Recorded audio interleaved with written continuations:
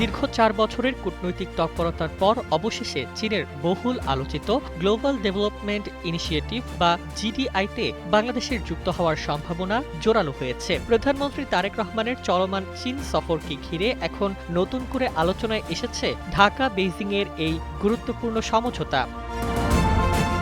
চীন দীর্ঘদিন ধরেই বাংলাদেশকে জিডিআই এর সঙ্গে যুক্ত করতে আগ্রহ দেখিয়ে আসছে। তবে আগের সরকার ও পরবর্তী অন্তর্বর্তী সরকারের সময়ে নানা বিবেচনায় ঢাকা চূড়ান্ত সিদ্ধান্ত নেয়নি। এবার পরিস্থিতি বদলেছে। চীনে প্রধানমন্ত্রীর সফরেই এই উদ্যোগে বাংলাদেশের আনুষ্ঠানিক যুক্ত হওয়ার ঘোষণা আসতে পারে বলে কূটনৈতিক সূত্রগুলো মনে করছে। জিডিআই মূলত চীনের প্রেসিডেন্ট শি জিনপিং এর প্রস্তাবিত একটি বৈশ্বিক উন্নয়ন কাঠামো। ২০২১ সালে জাতিসংঘ সাধারণ পরিষদের অধিবেশনে এই উদ্যোগের ঘোষণা দেওয়া হয়। এর লক্ষ্য হল উন্নয়নশীল দেশগুলোর মধ্যে সহযোগিতা বাড়ানো, দারিদ্রতা কমানো, অবকাঠামো উন্নয়ন, বিনিয়োগ বৃদ্ধি এবং টেকসই উন্নয়ন নিশ্চিত করা।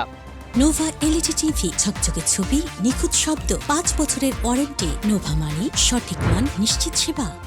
শুধু জিডিআই নয়, চীনের আরও ৩টি বৈশ্বিক উদ্যোগ রয়েছে: global security initiative, global civilization initiative এবং গ্লোবাল গভর্নেন্স ইনিশিয়েটিভ। তবে বাংলাদেশ শুধুমাত্র উন্নয়ন ভিত্তিক জিডিআই এ যুক্ত হওয়ার বিষয়টি গুরুত্ব দিয়ে বিবেচনা করছে বলে জানা গেছে।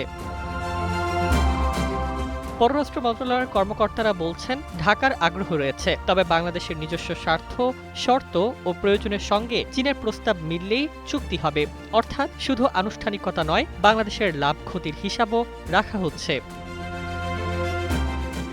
বিশ্লেষকদের মতে, জিডিআই যুক্ত হলে বাংলাদেশ অবকাঠামো উন্নয়ন, প্রযুক্তি, বিনিয়োগ, বাণিজ্য সম্প্রসারণ এবং উন্নয়ন সহযোগিতার নতুন সুযোগ পেতে পারে। যদিও কেউ কেউ মনে করছেন, এই উদ্যোগকে কেবল অর্থনৈতিক দৃষ্টিতে দেখা উচিত, কোনো ভূরাজনৈতিক অবস্থান হিসেবে নয়। এর আগে বাংলাদেশ চীনের বেল্ট অ্যান্ড রোড ইনিশিয়েটিভে যুক্ত হয়েছে। ফলে জিডিআই এ যোগ দেওয়া হলে দুই দেশের সহযোগিতার ক্ষেত্র আরও বিস্তৃত হতে পারে বলে ধারণা করা হচ্ছে।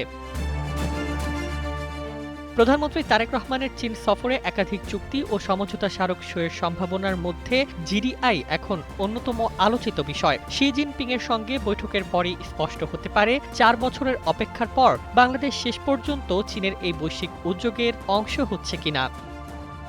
News desk, ২১ television.